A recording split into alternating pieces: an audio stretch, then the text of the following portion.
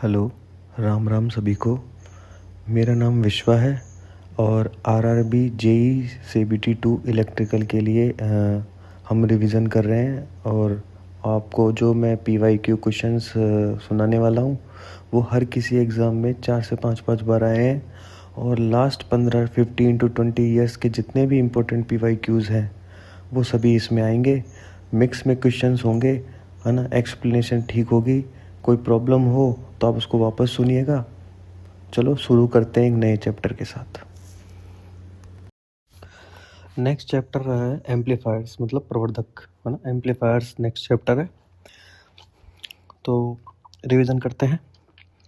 First person है, अधिकतम power transfer के लिए एम्पलीफायर का लोड प्रतिरोध कितना होना चाहिए, है ना। अधिकतम पावर ट्रांसफर के लिए अधिकतम पावर ट्रांसफर के लिए एम्पलीफायर का लोड प्रतिरोध कितना होना चाहिए, मतलब अधिकतम शक्ति ट्रांसफर पावर ट्रांसफर के लिए एम्पलीफायर का लोड एम्पलीफायर का लोड प्रतिरोध प्रवर्धक में आउटपुट प्रतिरोध के मान के तुल्य होना चाहिए, है ना। मतलब मैक्सिमम पावर ट्रांसफर कब हो सकता है, जब प्रवर्धक का मतलब एम्पलीफायर का लोड, है ना, एम्पलीफायर का लोड प्रतिरोध प्रवर्धक में आउटपुट प्रतिरोध के मतलब दोनों एम्पलीफायर का इंटरनल और बाहर वाला दोनों बराबर होने चाहिए। कहने का मतलब ये है कि अधिकतम शक्ति स्थानांतरण के लिए प्रवर्धक का लोड प्रतिरोध प्रवर्धक में आउटपुट प्रतिरोध के मान के तुल्य होना चाहिए। मतलब उसका प्रवर्धक का लोड प्रतिरोध, है ना, और आउटपुट का जो प्रतिरोध है वो समतुल्य होना चाहिए, तब मैक्सिमम पावर सप्लाई होती है, मतलब मैक्सिमम पावर स्थानांतरण होता है, मैक्सिमम पावर ट्रांसफर होता है। अधिकतम शक्ति ट्रांसफर हेतु लोड का प्रतिरोध स्रोत के प्रतिरोध के बराबर, लोड का प्रतिरोध स्रोत के प्रतिरोध के बराबर होना चाहिए, है ना। अधिकतम शक्ति स्थानांतरण हेतु लोड का प्रतिरोध स्रोत के प्रतिरोध के बराबर होना चाहिए। अगला प्रश्न है, एक आदर्श ओपैम में होना चाहिए, एक मतलब आइडियल ओपैम होता है, उसमें क्या होना चाहिए। एक आइडियल ओपैम में, है ना, एक आइडियल ओपैम में अनंत वोल्टता लाभ होना चाहिए। एक आइडियल ओपैम में अनंत वोल्टता लाभ होना चाहिए। आइडियल ओपैम एक डिफरेंशियल एम्पलीफायर है ना। एक आइडियल ओपैम में अनंत वोल्टता लाभ होना चाहिए, अनंत वोल्टता लाभ होना चाहिए आइडियल ओपैम में, आइडियल ओपैम में अनंत वोल्टता लाभ होना चाहिए। आदर्श मतलब आइडियल ओपैम एक डिफरेंशियल एम्पलीफायर है जिसका मूल कार्य दो इनपुट सिग्नलों में अंतर प्रवर्धित करना है। मतलब उसका मूल कार्य क्या है, दो इनपुट सिग्नलों में अंतर प्रवर्धित करना है ना। जैसे एक ओपैम है ना, डायोड के जैसा ही सिंबल होता है, केवल एक इक्वेटर ट्रायंगल जैसा, है ना। उसको जब तिरछा कर देंगे तो वैसा दो इनपुट और एक आउटपुट, है ना, V1 और V2 इनपुट और V0 आउटपुट। तो एक मतलब इसमें निम्न अभिलक्षण होते हैं, वो भी जान लेते हैं। चार पॉइंट्स हैं, उनको देखते हैं। तो एक तो अभिलक्षण, संकेत और मान। अभिलक्षण में क्या है, इनपुट प्रतिरोध। संकेत क्या है, आर आई होता है, और मान कितना होता है, इन्फिनिटी होता है, अनंत होता है। और आउटपुट प्रतिरोध, ओपैम की बात कर रहे हैं, ओपैम निम्न अभिलक्षण। इनपुट प्रतिरोध कितना है, आर आई होता है। संकेत मतलब किससे सिंबल क्या होता है, आर आई से डिनोट करते हैं, और अनंत मान होता है। आउटपुट प्रतिरोध मतलब आर आई मतलब input, resistance input, R O मतलब रेजिस्टेंस आउटपुट। तो आउटपुट प्रतिरोध आर ओ शून्य होता है। इनपुट में प्रतिरोध अनंत होता है और आउटपुट में शून्य होता है। वोल्टेज उपलब्धि होती है ना, वोल्टेज उपलब्धि AV अनंत, वोल्टेज उपलब्धि AV अनंत होती है। और बैंडविड्थ होता है BW, वो भी अनंत होता है ना। तो इनपुट प्रतिरोध अनंत, है ना, इनपुट प्रतिरोध अनंत, आउटपुट प्रतिरोध शून्य, वोल्टेज उपलब्धि अनंत और बैंडविड्थ ये भी अनंत, है ना। इंपॉर्टेंट, याद रखें। अगला प्रश्न है, जब एक नॉन इन्वर्टिंग एम्पलीफायर को इकाई लाभ के लिए तैयार किया जाता है तब उसे कहते हैं। जब एक नॉन इन्वर्टिंग एम्पलीफायर को इकाई लाभ के लिए तैयार किया जाता है तब उसे क्या कहते हैं। जब एक नॉन इन्वर्टिंग एम्पलीफायर को इकाई लाभ के लिए तैयार किया जाता है तो उसे विभव अनुसरक कहते हैं। मतलब विभव अनुसरक मतलब इमीटर फॉलोवर कहते हैं, सॉरी वोल्टेज फॉलोवर कहते हैं। तो उसे विभव अनुसरक मतलब वोल्टेज फॉलोवर कहते हैं। जब एक नॉन इन्वर्टिंग एम्पलीफायर को इकाई लाभ के लिए तैयार किया जाता है तब उसे वोल्टेज फॉलोवर कहते हैं, है ना, तब उसे वोल्टेज फॉलोवर कहते हैं। और इसका फॉर्मूला क्या होता है, मतलब जैसे एक ओपैम है, ओपैम में वही ट्रायंगल शेप में वही 2 इनपुट और एक आउटपुट। तो एक इनपुट में है ना, एक इनपुट में क्या इम्पीडेंस है उसका, एक इनपुट मतलब 2 टर्मिनल है इनपुट के, तो उसमें एक टर्मिनल पे V1 पे है ना सप्लाई दे रहे हैं, तो उसका एक एक श्रेणी में इम्पीडेंस है, और उसी से एक है ना फीडबैक लेके मतलब एक तरीके से एक वायर लेके एक रेजिस्टेंस जो आउटपुट में जुड़ा हुआ है डायरेक्ट, मतलब इन वो ओपैम से नहीं जा रहा, वो ओपैम के बाहर से होते हुए एक रेजिस्टेंस के थ्रू है ना आउटपुट वोल्टेज में जुड़ रहा है। तो इसका वोल्टेज है ना, मतलब आउटपुट वोल्टेज निकालने का फॉर्मूला क्या होगा, है ना, इनपुट वोल्टेज है Vs, तो V0 बराबर माइनस का Vs into R F upon Z1। R F क्या है कि वो रेजिस्टेंस है ना, जो अपन ने इनपुट से डायरेक्ट आउटपुट में जोड़ा है ना, वो आर एफ रेजिस्टेंस है। तो एक बार वापस रिपीट करते हैं, जब एक नॉन इन्वर्टिंग एम्पलीफायर को इकाई लाभ के लिए तैयार किया जाता है तब उसे विभव अनुसरक मतलब वोल्टेज फॉलोवर कहते हैं। जब एक नॉन इन्वर्टिंग एम्पलीफायर को इकाई लाभ के लिए तैयार किया जाता है तो उसे वोल्टेज फॉलोवर कहते हैं, और इसका वोल्टेज फॉलोवर का फॉर्मूला V0 बराबर माइनस का Vs RF अपॉन Z1। अगला प्रश्न है, एक प्रवर्धक में 300 वोल्ट मतलब कहने का मतलब 300 का वोल्टेज गेन है, मतलब 300 का वोल्टेज गेन है। यदि इनपुट 3 हो तो आउटपुट वोल्टेज क्या होगा, मतलब ये 300 का वोल्टेज गेन का मतलब है वोल्टेज एवरेज, है ना, वोल्टेज एवरेज मतलब आउटपुट अपॉन इनपुट, तो उसका वोल्टेज एवरेज क्या है 300 दे रखा है, तो 300 अपन वी एवरेज की वैल्यू दे रखी है, तो 300 वी एवरेज बराबर we output upon we input, तो 300 बराबर वी आउटपुट अपॉन 3, तो वी आउटपुट की वैल्यू क्या हो जाएगी, वोल्टेज गेन 300 इंटू 3, तो वी आउटपुट की वैल्यू हो जाएगी 900 वोल्ट, है ना। अगला प्रश्न है, एक कॉमन इमीटर कॉन्फ़िगरेशन में, एक उभयनिष्ठ उत्सर्जक विन्यास में, मतलब कॉमन इमीटर कॉन्फ़िगरेशन में ट्रांजिस्टर एक संतृप्त अवस्था में है ना, ट्रांजिस्टर एक संतृप्त अवस्था में कब है ना, कब होता है ट्रांजिस्टर एक कॉमन इमीटर कॉन्फ़िगरेशन में ट्रांजिस्टर एक संतृप्त मतलब सैचुरेशन रीजन में कब होता है ना। तो एक उभयनिष्ठ उत्सर्जक विन्यास में ट्रांजिस्टर एक संतृप्त अवस्था में जब होता है जब IC है ना, IC less than beta IB के बराबर IB होता है, IC less than beta IB मतलब है ना कलेक्टर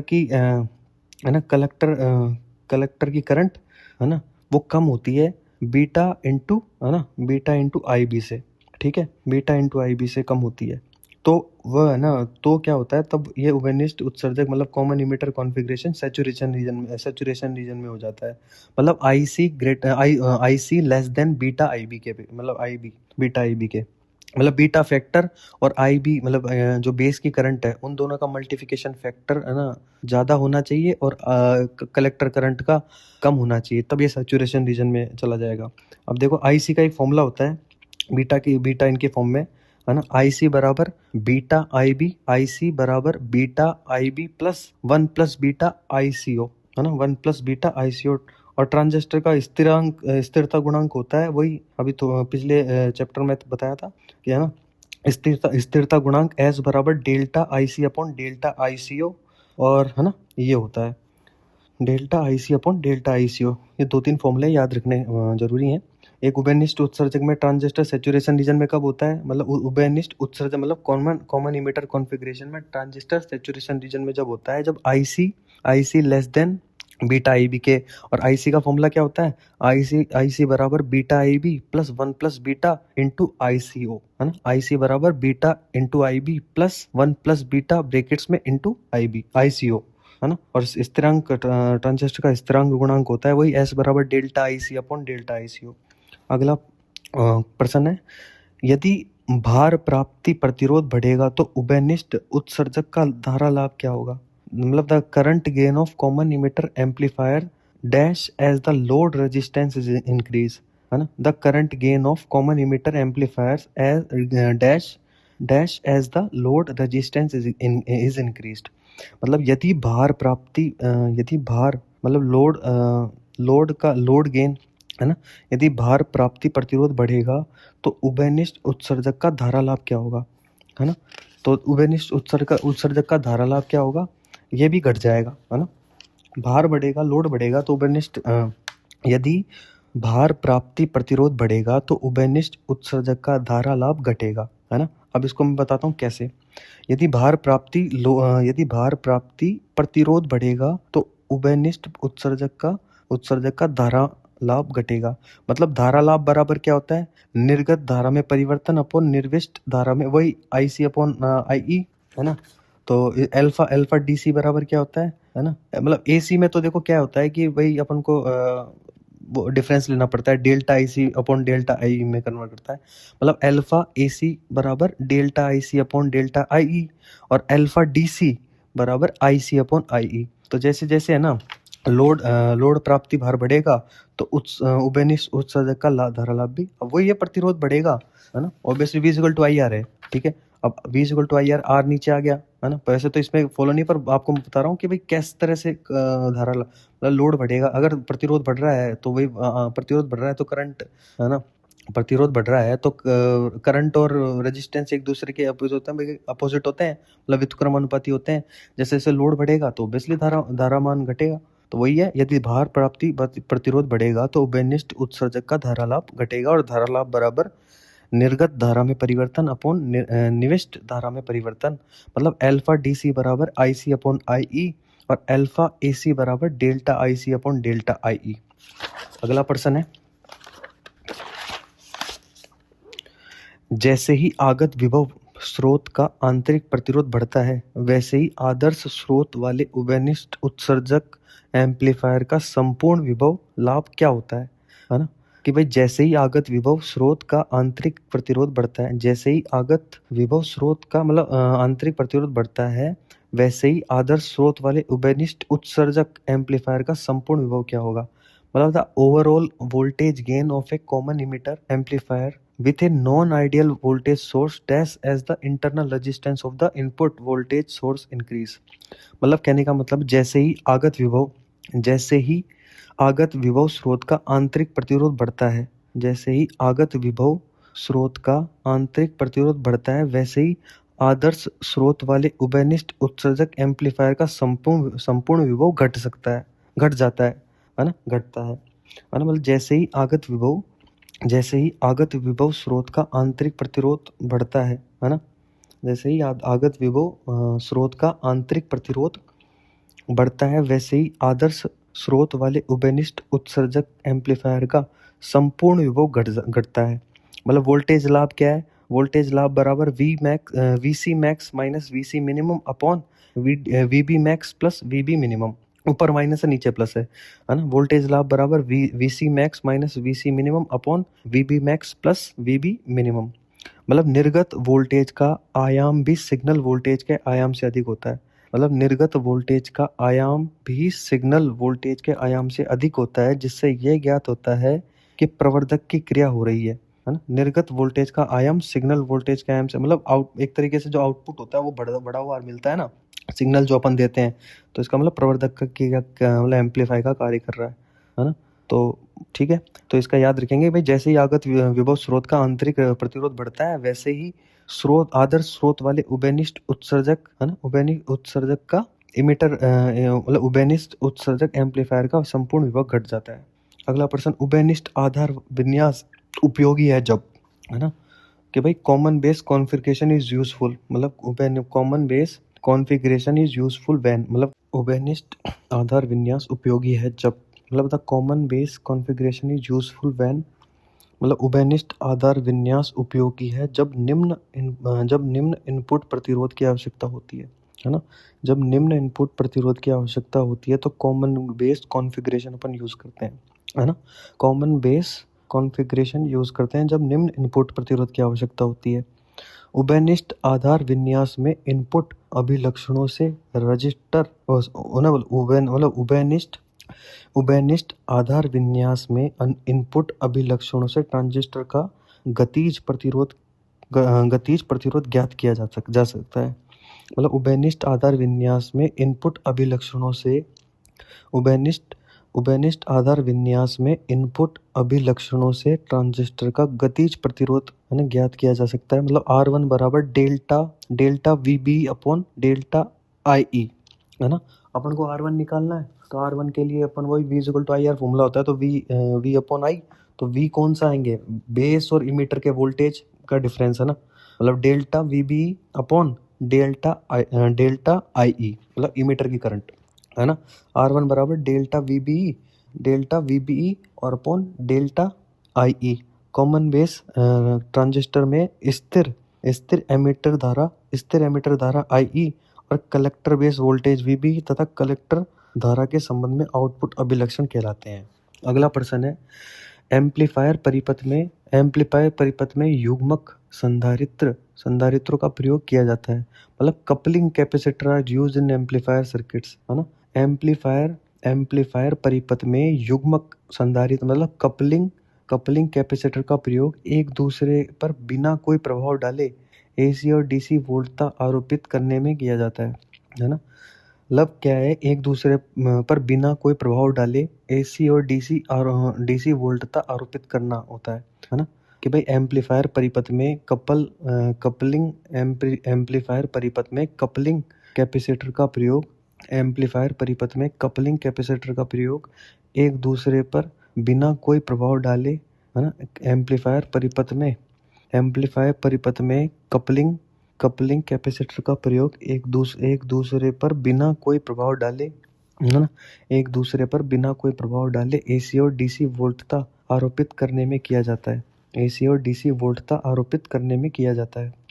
अगला प्रश्न, ट्रांजिस्टर एम्पलीफायर की स्थिर और परिवर्ती लोड लाइन भिन्न रहती है जब ट्रांजिस्टर एम्पलीफायर की स्थिर मतलब स्टैटिक और डायनामिक, है ना, लोड लाइन भिन्न रहती है, मतलब डिफरेंट रहती है। कब रहती है ट्रांजिस्टर एम्पलीफायर की स्थिर और वो परिवर्तित वो लोड लाइन, है ना।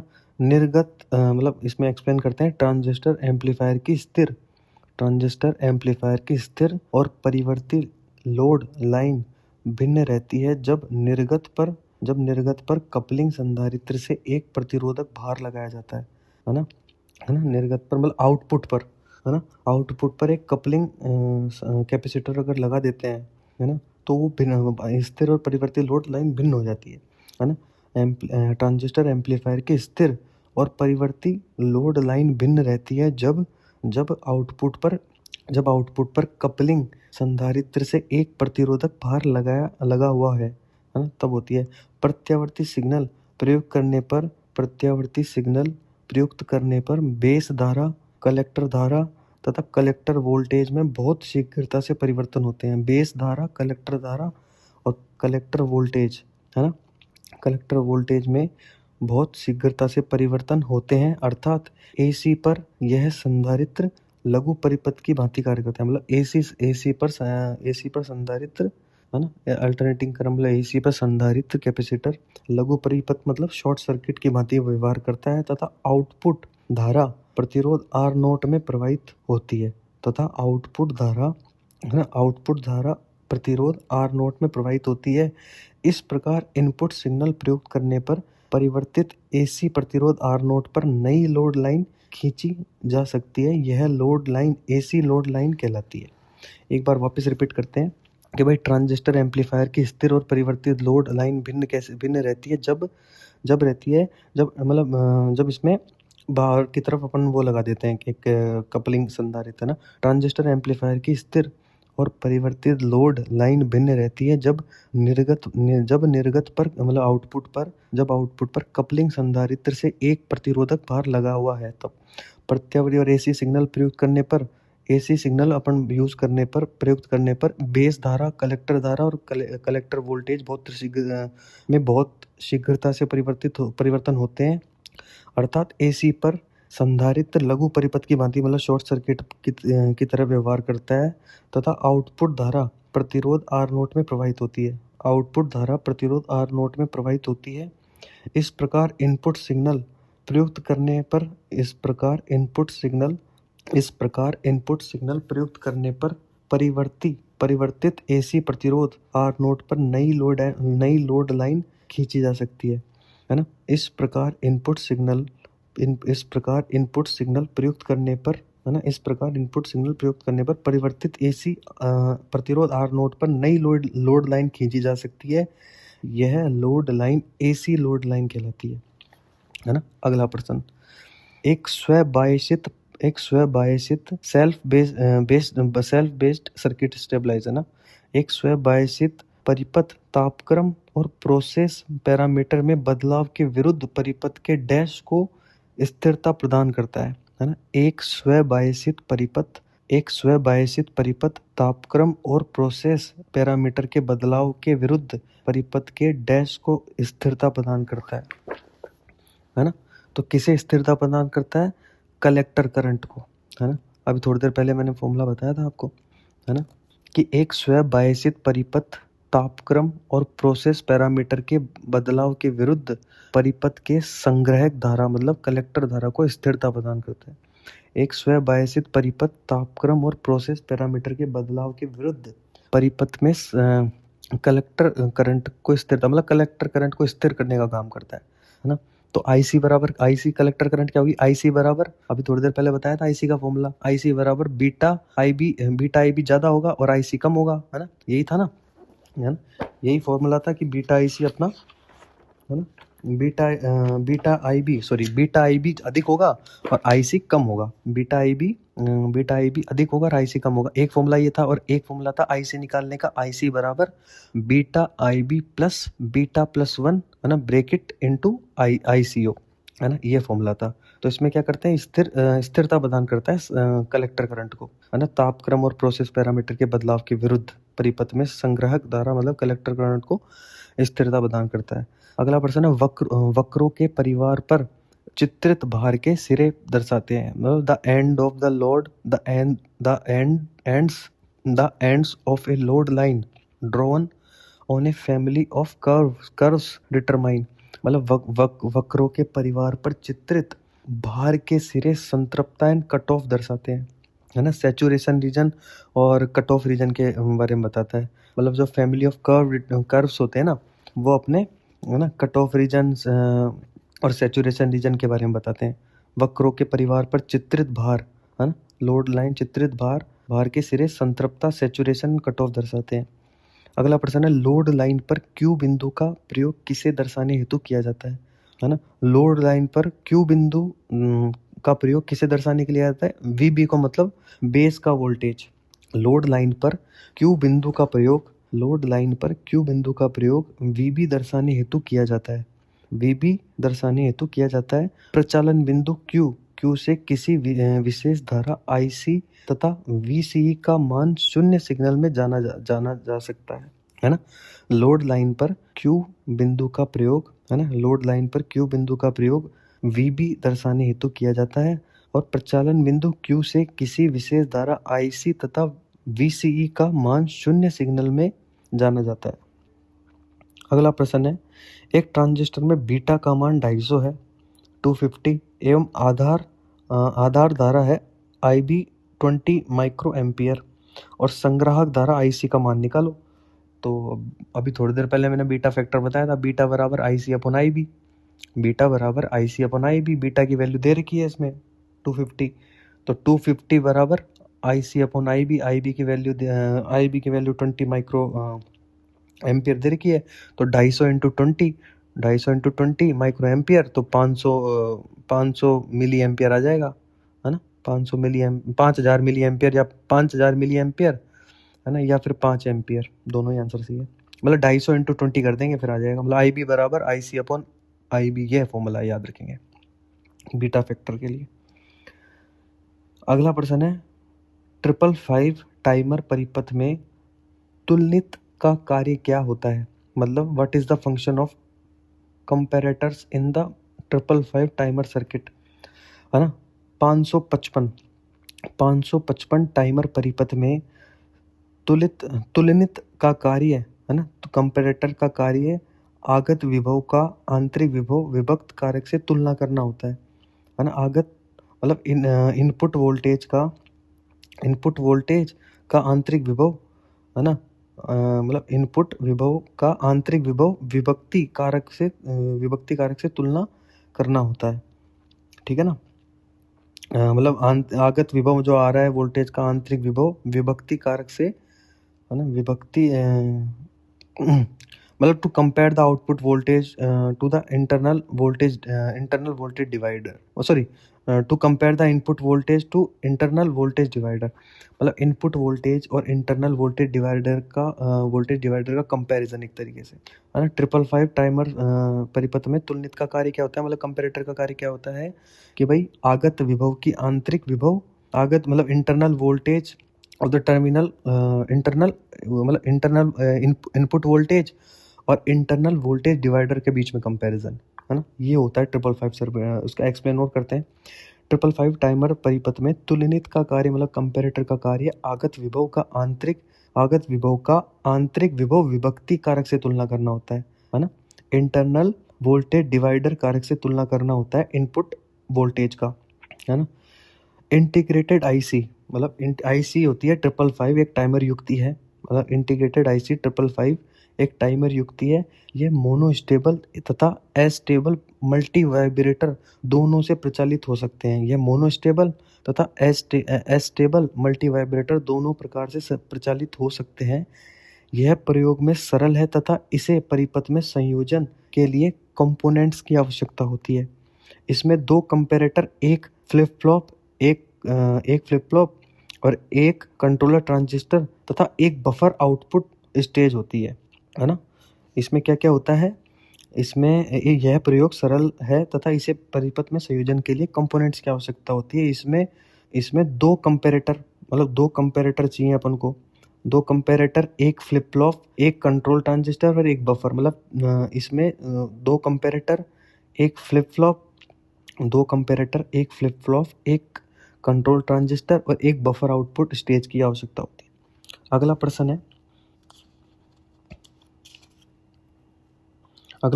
अगर दिए हुए चित्र में प्रतिरोध RB धनात्मक सिरे ऊपर के सापेक्ष एक डायोड लगा दिया जाए तो निर्गत तरंग के रूप में नई ड्यूटी चक्र क्या होगी, है ना। IC है ना। तो अगर न्यूमेरिकल है वैसे तो, है ना, न्यूमेरिकल पार्ट आपके कम ही आएंगे पेपर में, क्योंकि 80 to 85% थ्योरेटिकल पेपर आता है।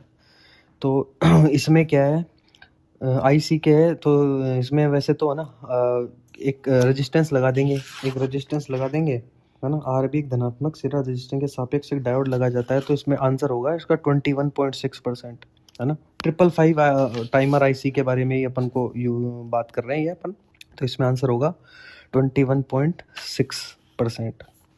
अगला सवाल है, क्लास ए प्रवर्धक मतलब क्लास ए एम्पलीफायर की परिपथ दक्षता, मतलब किस विधि से बढ़ाई जा सकती है, मतलब क्लास ए एम्पलीफायर की सर्किट इफिशियंसी किस विधि से बढ़ाई जा सकती है।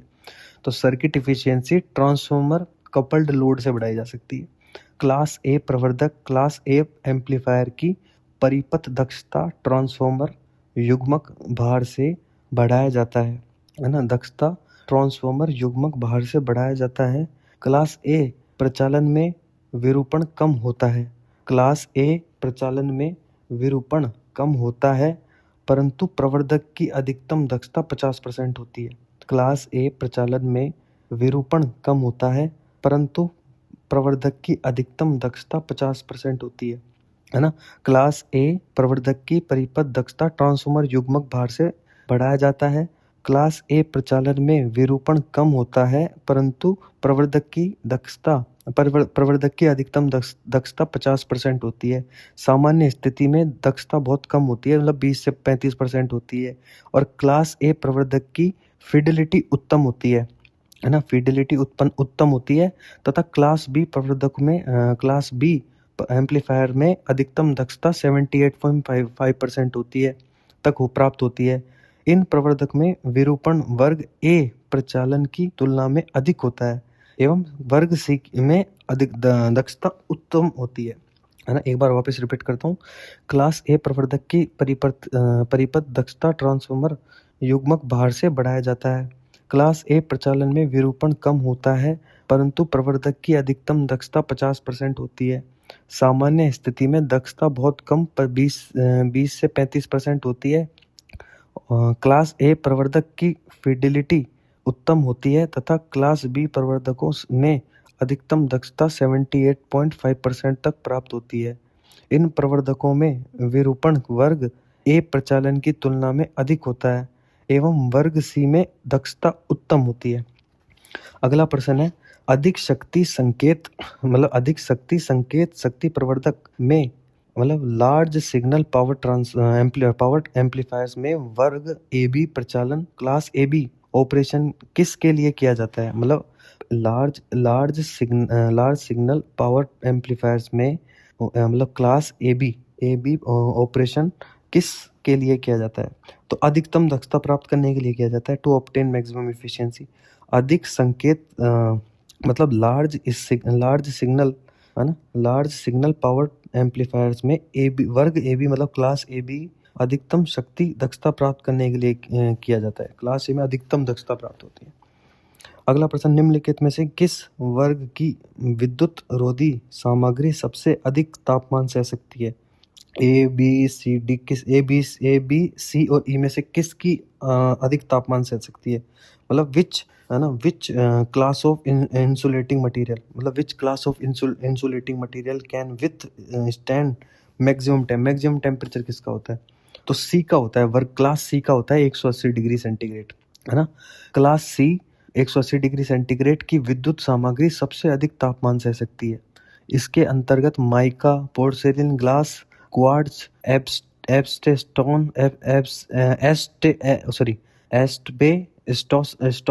एस्बेस्टोसस तथा सिरेमिक मटेरियल्स आदि आते हैं, है ना। माइका, पोर्सेलिन, ग्लास, क्वार्ट्ज, एस्बेस्टोस तथा सिरेमिक मटेरियल आदि आते हैं।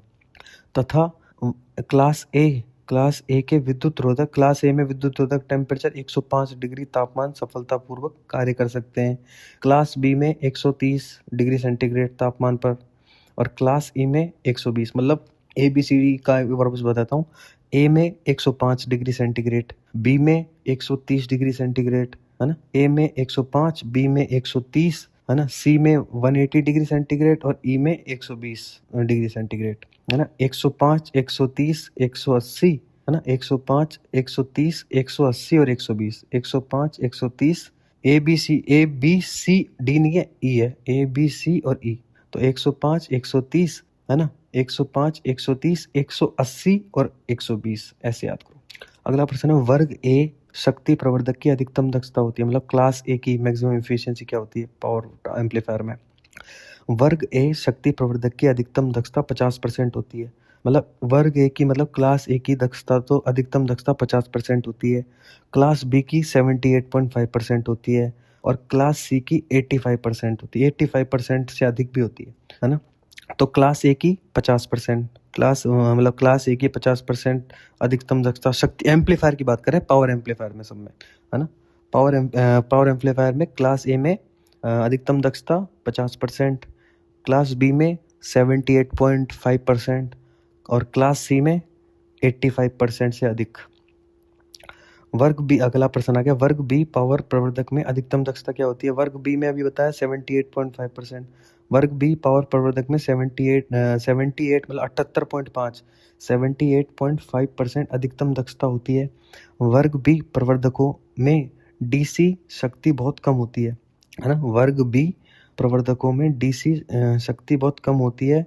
वर्ग बी ट्रांजिस्टर में अधिकतम दक्षता 78.5% तक होती है। वर्ग बी प्रवर्धकों में डीसी शक्ति बहुत कम होती है। वर्ग बी में डीसी शक्ति बहुत कम होती है। वर्ग बी ट्रांजिस्टर में अधिकतम दक्षता 78.5% तक होती है। इन प्रवर्धकों में विरूपण क्लास ए की तुलना में अधिक होती है, क्योंकि उसमें तो 50% होती है, इसमें 78 होती है ना। ए में दक्षता 50% से कम होती है, 50% या 50% से कम होती है, और सी में 85% होती है, अभी पहले बताया था, और बी में 78.5% है। सी में 85% से अधिक भी हो सकती है। अगला प्रश्न है, आदर्श प्रवर्धक का शोर गुणांक क्या होता है? Noise factor of an ideal amplifier. एक आइडियल एम्पलीफायर का, है ना, आइडियल एम्पलीफायर का नॉइस फैक्टर कितना होता है? तो नॉइस फैक्टर एक आइडियल का तो 0 ही होगा, आइडियल केस जहाँ गया वहाँ तो 0 होगा। तो आइडियल एम्पलीफायर का नॉइस फैक्टर 0 डेसिबल होता है। अगला प्रश्न है, सबसे महंगी कपलिंग निम्न में से कौन सी होती है? मतलब मोस्ट एक्सपेंसिव कपलिंग कौन सी होती है? सबसे महंगी कपलिंग वही ट्रांसफॉर्मर कपलिंग, सबसे महंगी कपलिंग ट्रांसफॉर्मर कपलिंग होती है। ट्रांसफॉर्मर कपलिंग सबसे महंगी होती है। अगला प्रश्न है, एक उभयनिष्ठ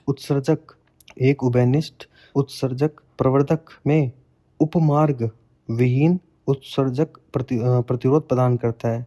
मतलब इमीटर एम्पलीफायर में, मतलब उभयनिष्ठ उत्सर्जक मतलब इमीटर एम्पलीफायर में, कॉमन इमीटर एम्पलीफायर में, उभयनिष्ठ ने कॉमन इमीटर एम्पलीफायर में उपमार्ग मतलब अनबाईपास्ड, है ना, उपमार्ग विहीन अनबाईपास्ड उत्सर्जक प्रतिरोध प्रदान करता है। तो क्या होता है इसमें, एक उभयनिष्ठ उत्सर्जक, है ना, क्या प्रदान करता है? सबसे पहले तो ये ऋणात्मक वोल्टेज पुनः निवेश करता है, ऋणात्मक वोल्टेज पुनः निवेश करता है ना। एक उभयनिष्ठ उत्सर्जक प्रवर्धक मतलब एमीटर एम्पलीफायर में, है ना, अनबाईपास्ड उत्सर्जक प्रतिरोध ऋणात्मक वोल्टेज पुनः निवेश कराता है, ऋणात्मक वोल्टेज पुनः निवेश करता है ना। उभयनिष्ठ उत्सर्जक प्रवर्धक का धारामान बराबर क्या होता है? उभयनिष्ठ उत्सर्जक प्रवर्धक का धारामान बराबर वही निर्गत धारा में परिवर्तन अपन निविष्ट धारा में परिवर्तन, तो वही वोल्टेज लाभ ए वी क्या होता है? V max minus V minimum upon V B max minus, है ना, वी बी मिनिमम। तो ए पी बराबर ए आई इंटू ए वी, है ना। एक उभयनिष्ठ उत्सर्जक प्रवर्धक में उपमार्ग विहीन उत्सर्जक प्रतिरोध ऋणात्मक वोल्टेज पुनः निवेश कराता है। अगला प्रश्न है, एक आदर्श ओपैम्प का उपयोग एक इन्वर्टिंग प्रवर्धक बनाने में किया गया है। ओपैम्प के दो निवेशी सिरे समान विभव पर हैं क्योंकि एक आदर्श ओपैम्प का उपयोग एक इन्वर्टिंग प्रवर्धक बनाने में किया जाता है। ओपैम्प के दो निवेशी सिरे समान विभव पर हैं क्योंकि CMRR अनंत होता है ना। क्या है कि एक आदर्श ओपैम्प का उपयोग एक इन्वर्टिंग प्रवर्धक बनाने में किया जाता है ना। मतलब एक आदर्श ओपैम्प का उपयोग इन्वर्टिंग प्रवर्धक बनाने में किया जाता है। ओपैम्प के दो निवेशी सिरे समान विभव पर हैं क्योंकि CMRR अनंत होता है। CMRR पैरामीटर सामान्यतः 90 डेसिबल मतलब 90 dB होता है, परंतु निम्न 70 dB तक भी जा सकता है, मतलब 90 से 70 डेसिबल तक भी जा सकता है। चूंकि 19 डेसिबल मतलब 31,622.78, अतः ओपैम्प शोर की डिफरेंस इनपुट की तुलना में 30,000 गुना से अधिक तक एम्पलीफाई करता है ना। एक बार वापस रिपीट करता हूँ। एक आदर्श ओपैम्प का उपयोग इन्वर्टिंग प्रवर्धक बनाने में किया जाता है। ओपैम्प के दो निवेशी सिरे समान विभव पर हैं क्योंकि CMRR अनंत होता है। CMRR पैरामीटर सामान्यतः 90 डेसिबल होता है, परंतु निम्न 70 डेसिबल तक भी जा सकता है। चूंकि 90 डेसिबल बराबर 31,622.78, चूंकि 19 डेसिबल बराबर 31,622.78, अतः आउटपुट अतः मतलब 31,000.70, अतः क्या होता है ना। ओपैम्प नॉइस की डिफरेंस इनपुट की तुलना में 30,000 गुना से अधिक तक एम्पलीफाई करता है, मतलब 30,000 गुना अधिक एम्पलीफाई करता है। ठीक है। अगला प्रश्न, एक RC युग्मित सामान्य उत्सर्जक प्रवर्धक में एक RC युग्मित सामान्य उत्सर्जक प्रवर्धक में निम्नलिखित में से कौन सा कथन सही है? एक RC युग्मित सामान्य उत्सर्जक प्रवर्धक में युग्मन धारिता है ना, युग्मन धारिता IF अनुक्रिया को प्रभावित करती है। एक RC युग्मित सामान्य उत्सर्जक प्रवर्धक में युग्मन धारिता मतलब कपलिंग कैपेसिटर IF अनुक्रिया को प्रभावित करती है ना। वह उपमार्ग धारिता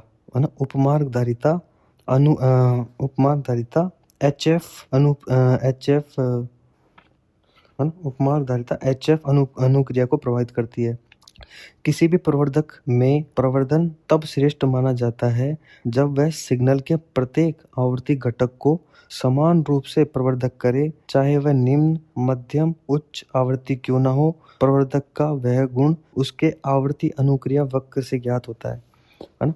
तो क्या है, एक आरसी युग्मित सामान्य उत्सर्जक प्रवर्धक में युग्मन धारिता IF अनुक्रिया को प्रभावित करते हैं। वह उपमार्ग धारिता HF अनुक्रिया को प्रभावित करते हैं, है ना। और किसी भी प्रवर्धक में प्रवर्धक श्रेष्ठ जब माना जाता है जब उसकी जो प्रत्येक आवर्ती घटक को समान रूप से प्रवर्धक करे, मतलब चाहे से उसका निम्न हो, आवृत्ति निम्न हो, चाहे उसकी आवृत्ति निम्न हो, मध्यम हो, उच्च हो, लेकिन उसका काम है एकदम प्रवर्धन करना। प्रवर्धन का वह गुण उसके आवर्ती अनुक्रिया वक्र से ज्ञात होता है। अगला प्रश्न है, एम्पलीफायर की तुलना में ट्रांसफार्मर नहीं बढ़ा सकता। एक एम्पलीफायर की तुलना में ट्रांसफार्मर किस चीज को नहीं बढ़ा सकता? ट्रांसफार्मर वही है, पावर को नहीं बढ़ा सकता, है ना। एक एम्पलीफायर की तुलना में ट्रांसफार्मर आउटपुट पावर को नहीं बढ़ा सकती है। मतलब एक एम्पलीफायर की तुलना में ट्रांसफार्मर आउटपुट पावर को नहीं बढ़ा सकती। मतलब ट्रांसफार्मर आउटपुट पावर नहीं बढ़ा सकती, बाकी एम्पलीफायर बढ़ा सकता है ना। क्योंकि ट्रांसफार्मर शक्ति और आवर्ती, मतलब ट्रांसफार्मर में पावर और फ्रीक्वेंसी दोनों कांस्टेंट रहती है ना। क्योंकि ट्रांसफार्मर शक्ति और आवर्ती को नियत रखकर वोल्टेज और धारा को घटाता है बढ़ाता है। ट्रांसफार्मर का कार्य यही तो है कि भाई शक्ति और आवर्ती, मतलब पावर और फ्रीक्वेंसी कांस्टेंट रखकर वोल्टेज और करंट को घटाता है या बढ़ाता है। जबकि प्रवर्धक शक्ति को बढ़ाता है, मतलब जबकि एम्पलीफायर जो होते हैं ना वो पावर को बढ़ाता है। इस प्रकार ट्रांसफार्मर निम्न वोल्टता को उच्च वोल्टता में स्थानांतरित करता है। तब ये वही उत्क्रम ट्रांसफार्मर निम्न वोल्टता को उच्च में करेगा, तो वही उत्क्रम ट्रांसफार्मर कहलाता है ना। मतलब एक स्टेप अप हो जाता है। मतलब निम्न वोल्टता को उच्च वोल्टता में स्थानांतरित करता है तो स्टेप अप हो जाता है। और अगर उच्च वोल्टता को निम्न वोल्टता में स्थानांतरित करता है तो वह स्टेप डाउन ट्रांसफार्मर हो जाता है। अगला सवाल है, ऋणात्मक फीडबैक और अधिक प्रभावी हो जाती है जब लूप गेन क्या होता है ना। ऋणात्मक फीडबैक और और अधिक प्रभावी हो जाती है। ऋणात्मक फीडबैक इज मोर इफेक्टिव। मतलब ऋणात्मक फीडबैक और अधिक प्रभावी हो जाती है कब? जब लूप गेन कब होता है? जब लूप गेन क्या होता है? ऋणात्मक, मतलब लूप गेन हाई होता है जब होता है, अधिक एफिशिएंट, मोर इफेक्टिव जब हो जाती है, जब वो उच्च होता है ना। एक्सप्लेन करते हैं। ऋणात्मक फीडबैक ऋणात्मक फीडबैक और अधिक प्रभावी हो जाता है जब लूप गेन उच्च होता है ना। फीडबैक दो प्रकार के होते हैं, एक धनात्मक और एक ऋणात्मक, है ना। धनात्मक में क्या होता है? AF बराबर A/1 minus A into beta, 1 - A into beta. और नेगेटिव में क्या होता है? AF बराबर A/1 plus A into beta, 1 plus आता है इसमें। बीटा का मान सदैव 0 से 1 के बीच में होता है। ऋणात्मक फीडबैक के बहुत से लाभ। ऋणात्मक फीडबैक के क्या लाभ है? ऋणात्मक फीडबैक के लाभ है स्टेबिलिटी ऑफ गेन, लाभ में स्थिरता। मतलब गेन जो कर रहे हैं अपन उसमें स्टेबिलिटी होती है ऋणात्मक फीडबैक से, है ना। रिड्यूस डिस्टॉर्शन, मतलब वह डिस्टॉर्शन रिड्यूस करता है ना। विरूपण को रिड्यूस करता है, मतलब डिस्टॉर्शन को रिड्यूस करता है। Reduce distortion. तीसरा है इनपुट प्रतिबाधा को बढ़ाना, इंक्रीज इनपुट इम्पिडेंस। और चौथा है डिक्रीज आउटपुट इम्पिडेंस। इनपुट तो इंक्रीज कर देता है इम्पिडेंस और आउटपुट डिक्रीज कर देता है ना। और बैंडविड्थ का बढ़ाना, इंक्रीज और बैंडविड्थ को बढ़ा देता है, इंक्रीज बैंडविड्थ, है ना। तो ऋणात्मक फीडबैक के बहुत से लाभ हैं, इसमें स्टेबिलिटी ऑफ गेन है, रिड्यूस डिस्टॉर्शन है, increase input impedance and decrease output impedance और इंक्रीज बैंडविड्थ। ये 5 है। अगला है मेंस पावर ऑटो और बैटरी एलिमिनेटर वर्गीकरण है ट्रांसफार्मर का जिनका आधार है ना। मेंस या पावर, मतलब ऑटो पावर, मेंस या पावर ऑटो, मतलब मेंस ऑटो पावर या बैटरी एलिमिनेटर वर्गीकरण ट्रांसफार्मर जिनका उपयोग आधार है। ट्रांसफार्मर से ही तो करते हैं, का यूज करते हैं, उपयोग करते हैं भाई। ट्रांसफार्मर का जिनका आधार उपयोग है। मेंस या पावर ऑटो और बैटरी एलिमिनेटर वर्गीकरण है ना।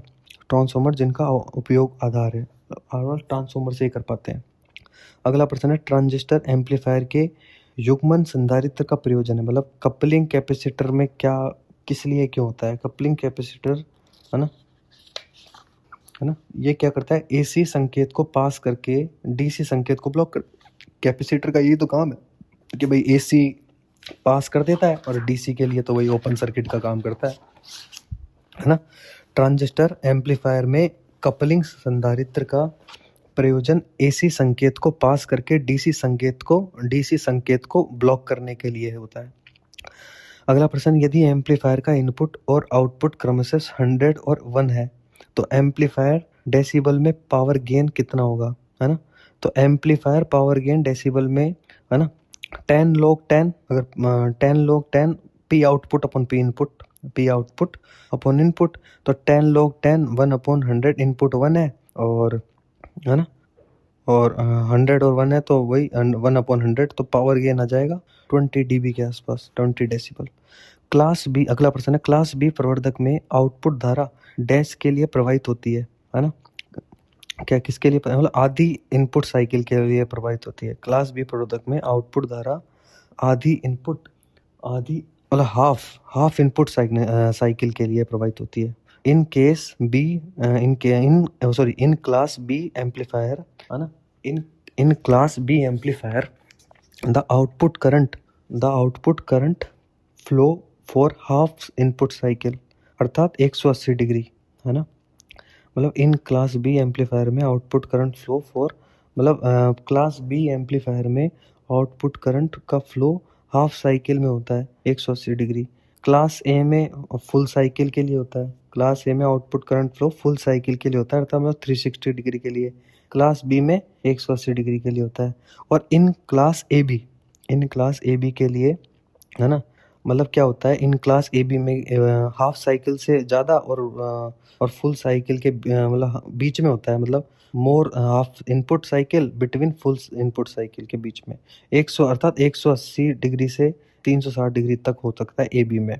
और क्लास सी में होता है मतलब लीस्ट हाफ इनपुट साइकिल, मतलब ए अर्थात 180 डिग्री से कम। क्लास सी में एम्पलीफायर आउटपुट करंट फ्लो, है ना, 180 डिग्री से कम होता है, मतलब हाफ साइकिल से कम होता है। अगला प्रश्न है, an ideal ओपैम is an ideal, एक आदर्श प्रचालात्मक प्रवर्धक होता है। एक आदर्श मतलब क्या होता है, वोल्टेज नियंत्रक end voltage source, voltage control और वोल्टेज सोर्स होता है। वोल्टेज नियंत्रक और वोल्टेज स्रोत होता है। एक आदर्श प्रचालात्मक प्रवर्धक एक आदर्श वोल्टेज और नियंत्रक वोल्टेज स्रोत होता है। एक आदर्श प्रचालनात्मक प्रवर्धक एक आदर्श वोल्टेज नियंत्रित वोल्टेज होता है, नियंत्रित वोल्टेज सोर्स होता है। एक आदर्श वोल्टेज नियंत्रक एक आदर्श प्रचालात्मक प्रवर्धक एक आदर्श वोल्टेज नियंत्रित वोल्टेज स्रोत है। अगला प्रश्न है, क्लास बी पुश पुल प्रवर्धक की दक्षता क्या होती है, मतलब class B push pull amplifier की एफिशिएंसी कितनी होती है। क्लास बी के लिए वही 78.5% होती है, वैसे ऑप्शन के अकॉर्डिंग 75 से 80% दे रखा है, तो वैसे ले लेंगे 70। Class B push pull amplifier की अधिकतम दक्षता 78.5% होती है। पुश पुल एम्पलीफायर एकल सिरा प्रवर्धक की तुलना में 4 गुना अधिक पावर प्रदान करने की क्षमता रखते हैं। मतलब पुश पुल एम्पलीफायर एकल सिरा प्रवर्धक की तुलना में, मतलब एक सिंगल एम्पलीफायर की तुलना में, है ना, 4 गुना अधिक पावर प्रदान करने की दक्षता रखता है। इसमें सम हार्मोनिक्स एक दूसरे को प्रवाहीन कर देते हैं।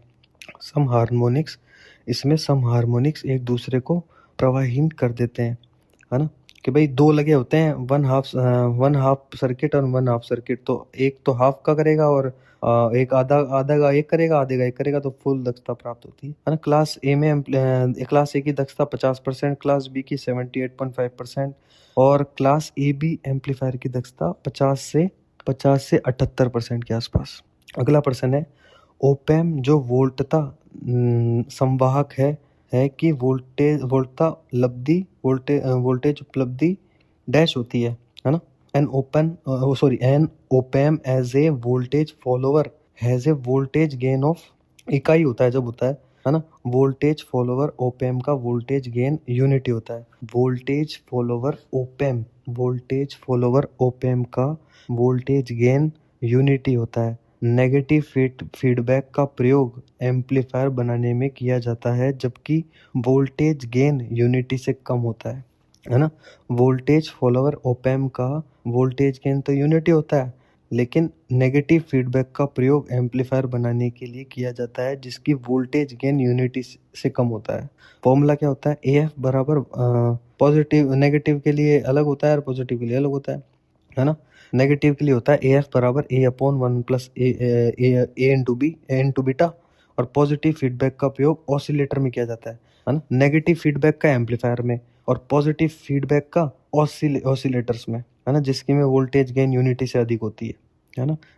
मतलब नेगेटिव में तो नेगेटिव फीडबैक तो एम्पलीफायर, है ना, नेगेटिव फीडबैक एम्पलीफायर में, और जिसका वोल्टेज गेन यूनिटी से कम होता है, और पॉजिटिव फीडबैक में ऑसिलेटर में काम करते हैं और इनका वोल्टेज गेन यूनिटी से अधिक होता है। और पॉजिटिव के लिए फॉर्मूला AF बराबर A/1 minus A into beta. अगला प्रश्न है, IC 555 डैश के लिए प्रयुक्त होती है। IC 555 एक टाइमर डिवाइस है, एक टाइमर युक्ति है। यह मोनोस्टेबल तथा एस्टेबल दोनों प्रकार से प्रचालित होती है।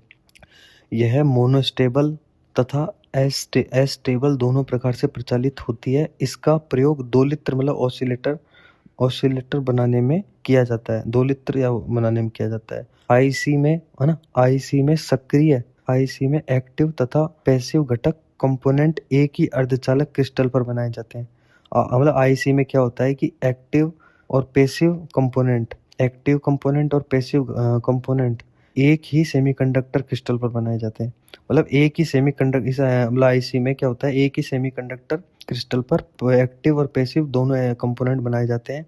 और आईसी सिलिकॉन की एक क्रिस्टल चिप होती है। मतलब आईसी क्या होती है? एक सिलिकॉन की क्रिस्टल चिप होती है।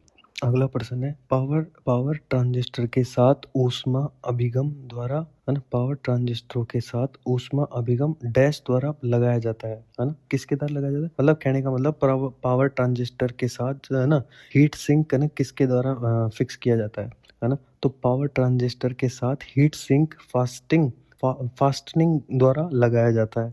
हीट सिंक पावर ट्रांजिस्टर में उत्पन्न हुई हीट से जलने से बचाता है। मतलब हीट से जलने से बचाता है हीट सिंक, है ना। हीट सिंक पावर ट्रांजिस्टर में उत्पन्न हुई हीट से जलने से बचाता है। यह करंट कंट्रोल डिवाइस होती है ना। यह करंट कंट्रोल्ड डिवाइस होती है। इसका प्रयोग, है ना, एम्पलीफायर्स में, ऑसिलेटर, दोलित्र में, मॉड्यूलेटर में, नियंत्रक तथा स्विच के रूप में किया जाता है। एक बार रिपीट करते हैं, पावर ट्रांजिस्टर के साथ हीट सिंक फास्टनिंग द्वारा लगाया जाता है। फास्टनिंग बंधन विधि द्वारा, है ना, बंधन विधि या फास्टनिंग द्वारा लगाया जाता है। हीट सिंक पावर ट्रांजिस्टर में उत्पन्न हुई हीट से जलने से बचाता है। यह करंट कंट्रोल्ड डिवाइस होती है।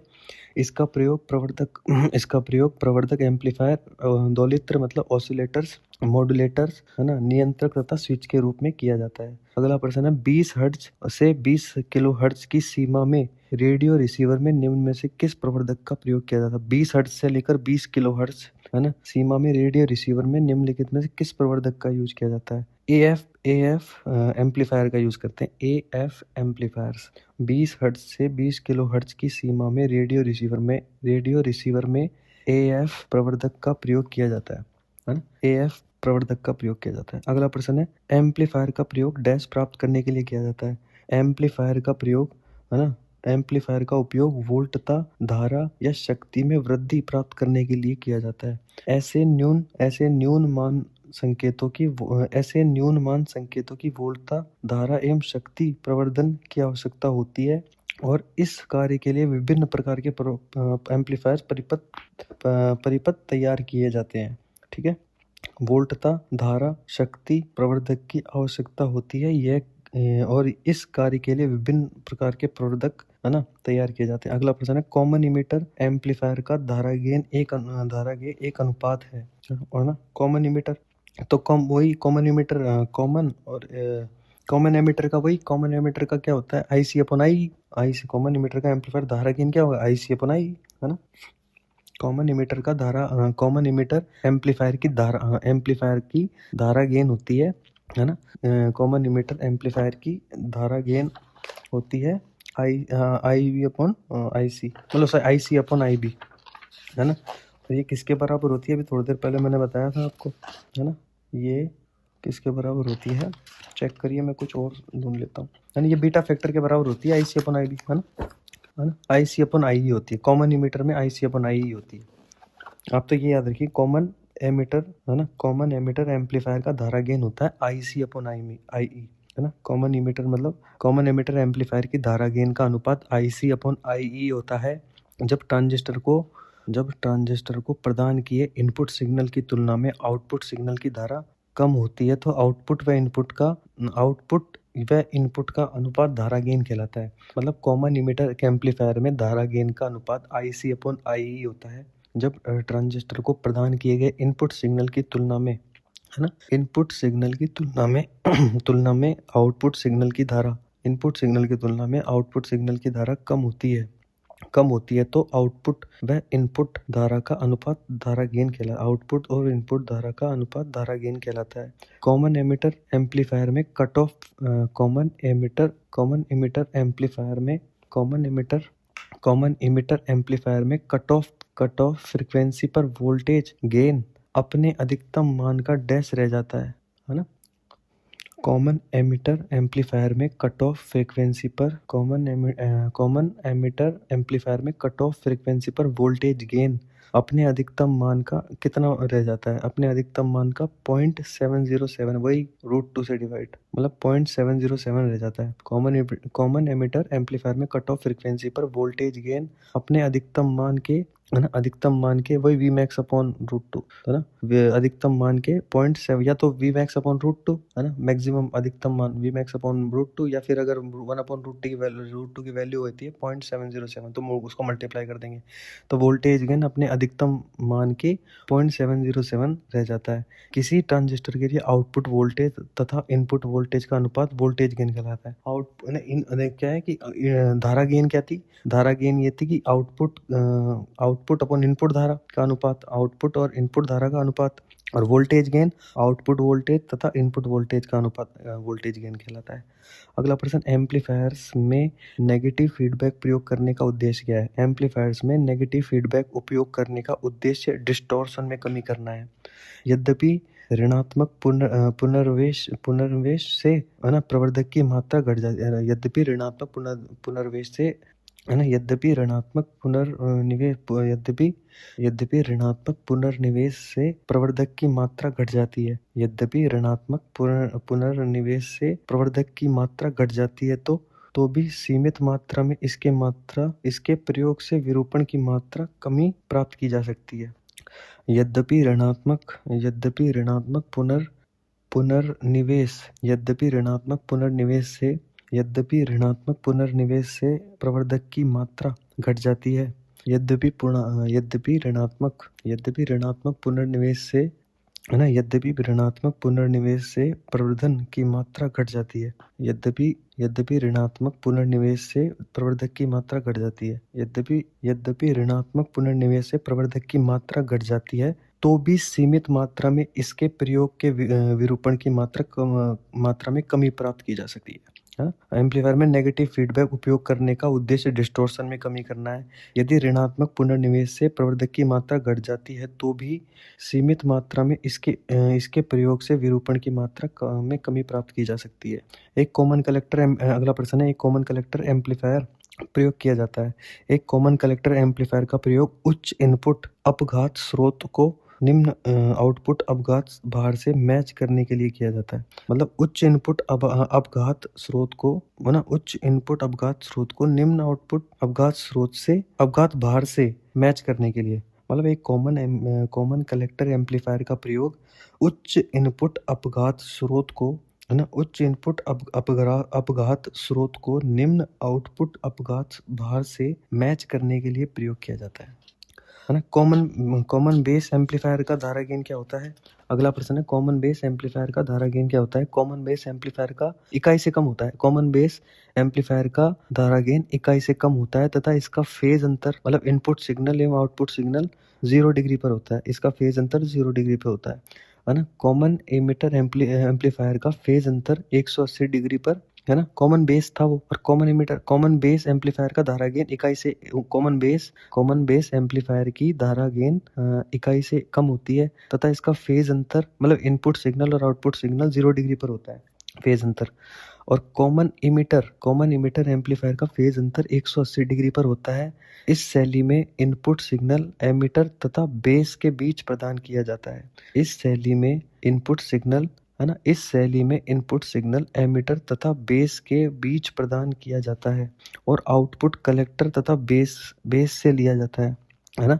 इस शैली में इनपुट सिग्नल एमिटर तथा बेस के बीच प्रदान किया जाता है ना। इस शैली में इनपुट सिग्नल एमिटर तथा बेस के बीच प्रदान किया जाता है। इस शैली में इनपुट सिग्नल एमिटर तथा बेस के इनपुट सिग्नल एमिटर बेस के बीच प्रदान किया जाता है और आउटपुट कलेक्टर बेस से लिया जाता है।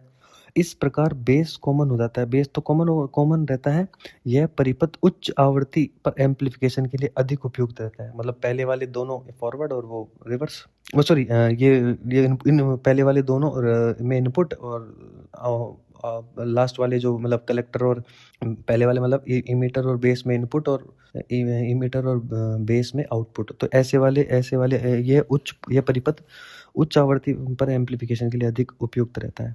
अगला प्रश्न है डायरेक्ट, है ना, direct coupled amplifier DC amplifier उपयोग किया जाता है। डायरेक्ट कपल्ड एम्पलीफायर उपयोग किया जाता है ना। तो डायरेक्ट कपल एम्पलीफायर का उपयोग करने से क्या है कि ऑडियो फ्रीक्वेंसी के निम्न मान के एम्पलीफिकेशन के लिए ऑडियो फ्रीक्वेंसी के डीसी मतलब डायरेक्ट कपल एम्पलीफायर का उपयोग में 3 पॉइंट है कि भाई, और पहला है ऑडियो फ्रीक्वेंसी के निम्न मान के एम्पलीफिकेशन के लिए किया जाता है। ऑडियो फ्रीक्वेंसी के निम्न मान के एम्पलीफिकेशन के लिए किया जाता है। औद्योगिक इलेक्ट्रॉनिक उपकरणों में डीसी वोल्टेज नियंत्रण के लिए किया जाता है। औद्योगिक इलेक्ट्रॉनिक उपकरणों में डीसी वोल्टेज नियंत्रण के लिए किया जाता है। और तीसरा है कॉम्प्लीमेंट्री प्रकार के एम्पलीफायर परिपथों में किया जाता है। और तीसरा क्या है? कॉम्प्लीमेंट्री प्रकार के, है ना, कॉम्प्लीमेंट्री प्रकार के एम्पलीफायर परिपथों में किया जाता है। अगला प्रश्न है, जिस प्रवर्धक में निवेशित संकेत की आकृति में कोई परिवर्तन नहीं होता है वह कहलाता है। जिस प्रवर्धक में निवेशित संकेत की आकृति में कोई परिवर्तन नहीं होता है वह क्या कहलाता है? जिन प्रवर्धक में निवेशित संकेत आकृति में कोई परिवर्तन नहीं होता है वह लीनियर एम्पलीफायर कहलाता है ना। जिन प्रवर्धक में निवेशित संकेत आकृति में कोई परिवर्तन नहीं होता है वह लीनियर एम्पलीफायर कहलाता है। जिन प्रवर्धक में निवेशित संकेत आकृति में कोई मतलब निवेशित संकेत आकृति में कोई परिवर्तन नहीं होता तो लीनियर एम्पलीफायर कहलाता है। तथा जिन प्रवर्धकों में निवेशित संकेत की आकृति में परिवर्तन हो जाता है वह नॉन लीनियर कहलाता है। परिवर्तन होने पर नॉन लीनियर और ना परिवर्तन हो तो लीनियर। अगला प्रश्न है, एमिटर बाईपास संधारित्र सीई के अति तापन का कारण क्या है ना। एमिटर बाईपास संधारित्र सीई के अति तापन का कारण है सीई का विपरीत ध्रुवता में संयोजित करना, है ना। सीई का विपरीत ध्रुवता में संयोजित करना एमिटर बाईपास संधारित्र के अति तापन का कारण है। अगला प्रश्न है ना, कलेक्टर चित्र में कलेक्टर वोल्टेज के शून्य होने की संभावना का कारण क्या है? देखो क्या है कि भाई कलेक्टर वोल्टेज के शून्य होने की संभावना का कारण V प्लस का VCC का मान शून्य है ना। डायग्राम के अकॉर्डिंग है, न्यूमेरिकल है वैसे तो मतलब एक थ्योरेटिकल प्लस न्यूमेरिकल मिक्स वाला प्रश्न है कि भाई जैसे एक ट्रांजिस्टर में एक ट्रांजिस्टर में एक कैपेसिटर लगा के और बाहर मतलब 2 रेजिस्टेंस लगा के और एक RL लगा के R1 R2 लगा के मतलब इनपुट साइड और फिर आउटपुट साइड RL लगा के आउटपुट में जो वोल्टेज आएगा वो VCC है ना का मान शून्य होगा। कलेक्टर वोल्टेज के शून्य होने का संभावित कारण VCC का मान है। VCC का मान है जो कलेक्टर वोल्टेज को शून्य कर देता है।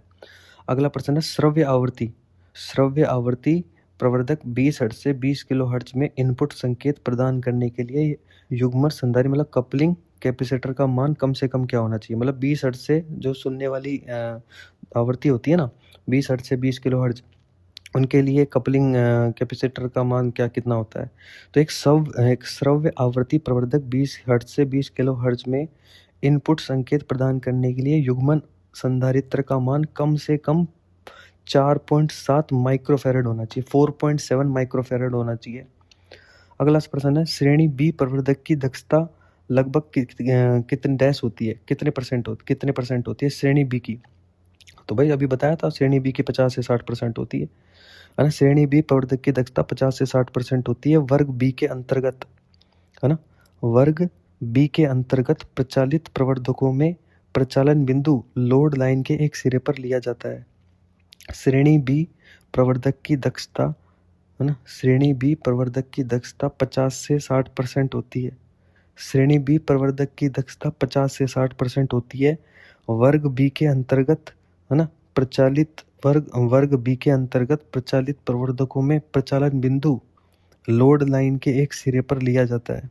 प्रचालन बिंदु लोड लाइन के एक सिरे पर लिया जाता है तथा शून्य सिग्नल की स्थिति में प्रचालन धारा शून्य होती है। शून्य सिग्नल की स्थिति में प्रचालन धारा शून्य होती है।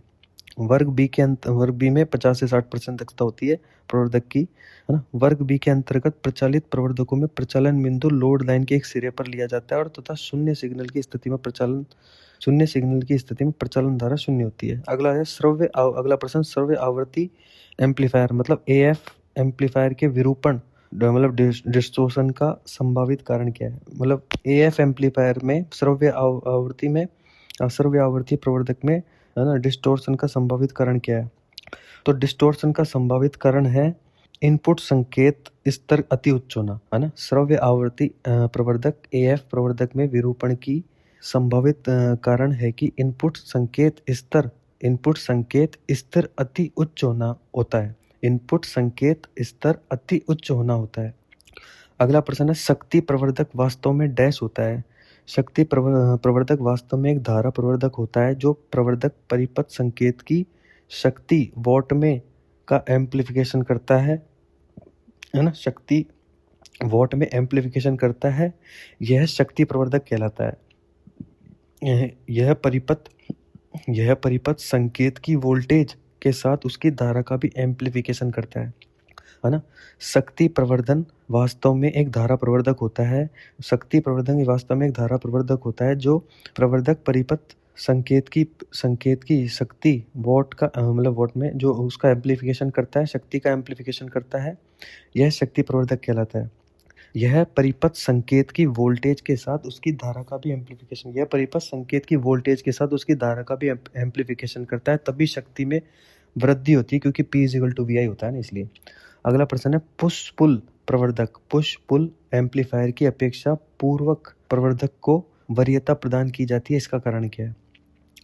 इसका कारण क्या है, मतलब पुश पुल प्रवर्धक की अपेक्षा पूर्वक प्रवर्धक को वरीयता प्रदान की जाती है, इसका कारण क्या है। पुश पुल प्रवर्धक की अपेक्षा पूर्वक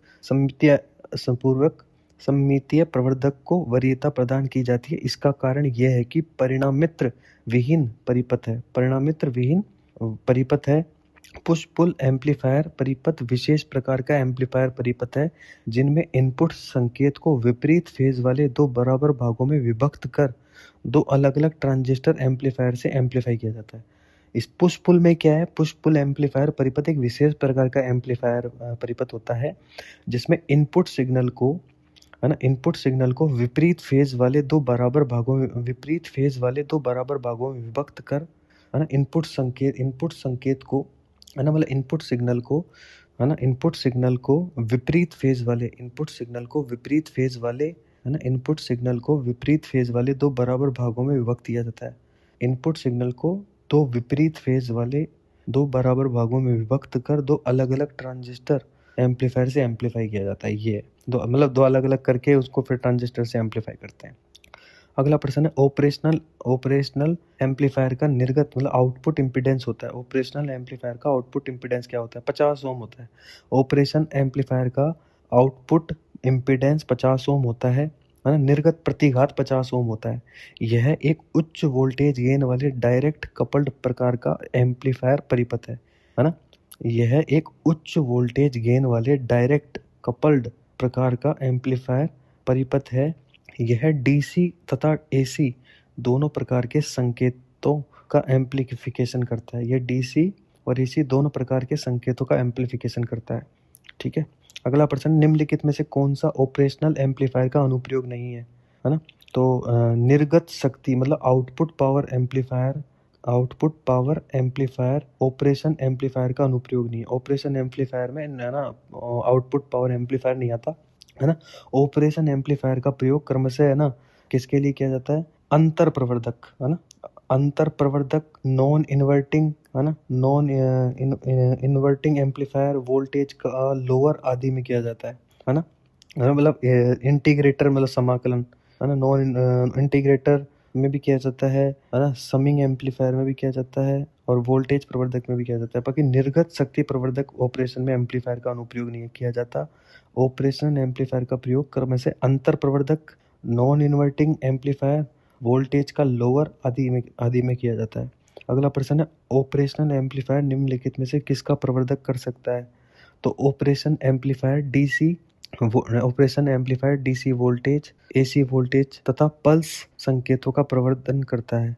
operation amplifier DC voltage, AC voltage तथा पल्स संकेतों का प्रवर्धन करता है। इस प्रवर्धन में दो इनपुट सिरे प्लस तथा माइनस होते हैं। Operation amplifier DC voltage, AC पर मतलब operational amplifier DC voltage, AC voltage तथा पल्स संकेतों का प्रवर्धन करता है। पल्स संकेतों का प्रवर्धन करता है ना। Operational amplifier DC voltage, AC voltage तथा पल्स संकेतों का प्रवर्धन करता है। इस परिपथ में दो इनपुट मतलब प्लस और माइनस होते हैं। प्लस सिरे पर इनपुट प्रदान किया करने पर आउटपुट इन फेज रहता है। मतलब प्लस सिरे पर अगर इनपुट प्रदान करते हैं तो आउटपुट इन फेज रहता है ना, इन फेज में रहता है। और परंतु नेगेटिव सिरे पर इनपुट प्रदान करने पर आउटपुट आउट फेज हो जाता मतलब आउटपुट आउट ऑफ फेज होता है। 180 डिग्री का फेज अंतर पर होता है। अगला प्रश्न है, निम्नलिखित में से प्रवर्धक की किस श्रेणी में विरूपण की अधिकतम मात्रा होती है।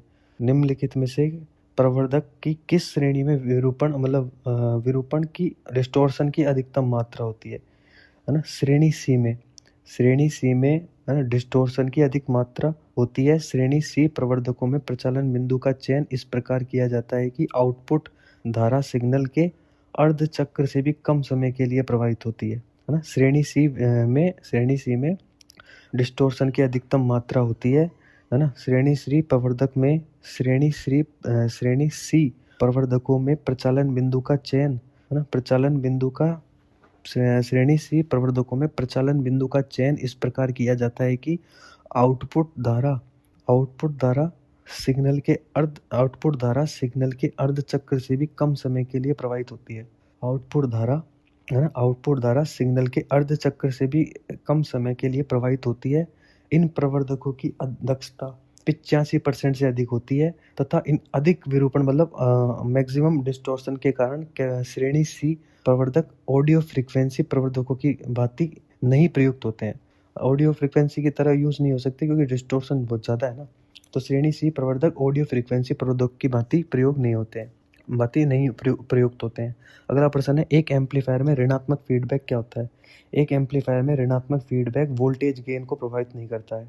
एक एम्पलीफायर में ऋणात्मक फीडबैक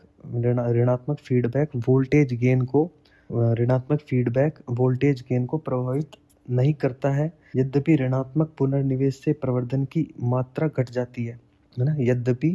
यद्यपि ऋणात्मक पुनर्निवेश से प्रवर्धन की मात्रा है ना, ऋणात्मक पुनर्निवेश से प्रवर्धन की मात्रा घट जाती है ना, मात्रा घट जाती है तो भी सीमित मात्रा में इसके प्रयोग में विरूपण की मात्रा में कमी प्राप्त की जा सकती है। मतलब सीमित मात्रा में तो इसके डिस्टॉर्शन में भी मात्रा में भी कमी प्राप्त की जाती है। अगला प्रश्न है, एक इन्वर्टर परिवर्तन करता है। एक इन्वर्टर डीसी को एसी में परिवर्तन करता है। इन्वर्टर एक कलीय भी होते हैं, मतलब इन्वर्टर एक कलीय भी होते हैं और तीन कलीय मतलब सिंगल फेज और थ्री फेज। है ना। इन्वर्टर सिंगल फेज भी होते हैं, 3 फेज भी, एवं बैटरी को डीसी शक्ति में प्रचालित होते हैं। बैटरी की डीसी शक्ति भी प्रचालित होते हैं।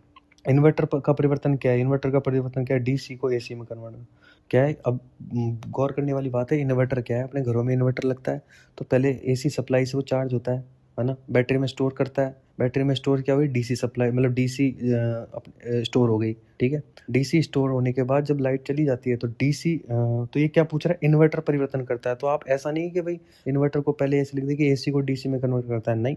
इन्वर्टर है ना, इन्वर्टर का जब लाइट ऑफ होने के बाद का बात करता है ये। इन्वर्टर क्या करता है? तो इन्वर्टर क्या करता है, लाइट चली गई, ठीक है, तो अपने पास जो बैटरी स्टोर है, बैटरी में जो डीसी स्टोर है, उससे अपन को घरों में लाइट देनी है, तो वो क्या करता है? इन्वर्टर डीसी को एसी में कन्वर्ट करने का काम करता है। ये याद रखें बस। अगला प्रश्न, आरएफ पर हम प्रयुक्त होते हैं। आरएफ पर, है ना, हम प्रयुक्त होते हैं। आरएफ पर हम ट्यूनिक सर्किट प्रयुक्त होते हैं। आरएफ पर हम ट्यूनिक सर्किट प्रयुक्त होते हैं। सभी रेडियो रिसीवर में एक आरएफ जंक्शन होता है, मतलब एक रेडियो रिसीवर में एक आरएफ जंक्शन होता है ना, रेडियो फ्रिक्वेंसी जंक्शन होता है ना। आरएफ सेक्शन होता है, मतलब सभी रेडियो रिसीवर में एक आरएफ सेक्शन होता है जो ट्यून्ड परिपथ होता है, मतलब एक जो ट्यून्ड परिपथ होता है ना, तथा टोन ट्यून्ड किया जाता है। एक ट्यून्ड परिपथ होता है तथा टोन ट्यून किया जाता है। यह ट्यून्ड परिपथ एंटीना से संयोजित रहता है तथा वांछित सिग्नल को सेलेक्ट कर अन्य को रिजेक्ट, वांछित सिग्नल को तो सेलेक्ट कर देता है और अन्य को रिजेक्ट कर देता है ना। तो एक आरएफ पर हम ट्यूनिक सर्किट प्रयुक्त होते हैं। सभी रेडियो रिसीवर में एक आरएफ सेक्शन होता है जो ट्यून्ड परिपथ होता है तथा टोन ट्यून किया जा सकता है। यह ट्यून्ड परिपथ एंटीना से संयोजित रहता है तथा वांछित सिग्नल को सेलेक्ट कर अन्य को रिजेक्ट करता है। अगला प्रश्न है, 85% दक्षता वाला ट्रांजिस्टर एम्पलीफायर क्या है? 85% क्लास सी है। क्लास ए का 30 से 50% और क्लास बी का 78.5% और ए बी का 50 से 60%। ए बी एम्पलीफायर का 50 से 60, है ना। क्लास सी का 85, क्लास ए का 30 से 50%, क्लास बी का 78.5% और ए बी का 50 से 60%। अगला प्रश्न, कॉमन बेस एम्पलीफायर में इनपुट सिग्नल वोल्टेज और आउटपुट वोल्टेज में फेज अंतर होता है ना। कॉमन बेस एम्पलीफायर में इनपुट सिग्नल वोल्टेज और आउटपुट वोल्टेज में फेज अंतर होता है, मतलब कॉमन बेस एम्पलीफायर में इनपुट सिग्नल वोल्टेज और आउटपुट वोल्टेज में फेज अंतर कितना होता है? 0 होता है ना। कॉमन बेस एम्पलीफायर में इनपुट सिग्नल वोल्टेज और आउटपुट वोल्टेज में फेज अंतर 0 होता है, 0 होता है, क्योंकि यह सामान्य ऑडियो फ्रिक्वेंसी रेंज होती है, क्योंकि यह सामान्य ऑडियो फ्रिक्वेंसी रेंज होती है। अगला प्रश्न, मतलब आईसी चिप संयोजन एग्रो डैश से बने होते हैं, मतलब सिलिकॉन से बने होते हैं। एक आईसी मतलब एकीकृत परिपथ chip, IC integrated circuit chip संयोजित एग्रो सिलिकॉन से बने होते हैं। एकीकृत परिपथ में एक्टिव तथा पैसिव घटक एक अर्धचालक क्रिस्टल पर बनाए जाते हैं। मतलब आईसी में क्या है, ये एक्टिव और पैसिव जो कंपोनेंट्स होते हैं ना, उनको एक अर्धचालक क्रिस्टल में बनाए जाते हैं। आईसी में सिलिकॉन की एक ही क्रिस्टल चिप होती है। आईसी में सिलिकॉन की एक ही क्रिस्टल चिप होती है। इसका क्षेत्रफल 1.27 मैक्सिमम या फिर 1.27 मैक्सिमम मिनिमम या इससे भी कम होता है ना। 1.27 के आसपास या इससे कम होता है। अगला प्रश्न है, किसी एम्पलीफायर में आवर्ती डिस्टॉर्शन का कारक होता है। आवर्ती डिस्टॉर्शन का कारक क्या है? प्रतिक्रिया तत्व होते हैं, है ना। प्रतिक्रिया तत्व होते हैं किसी एम्पलीफायर में आवर्ती डिस्टॉर्शन का प्रतिक्रिया तत्व है, का कारण प्रतिक्रिया तत्व है।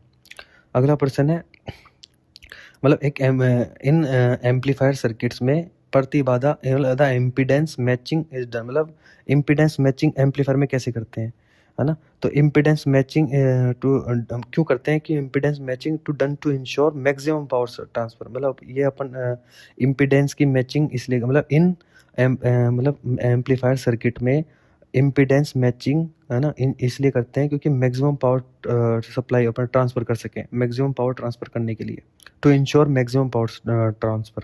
Impedance matching is done to ensure maximum power transfer. अगला प्रश्न है, क्लास सी एम्पलीफायर में कलेक्टर करंट डैश के लिए प्रवाहित होती है ना। क्लास सी के लिए पूछ रहा है ना।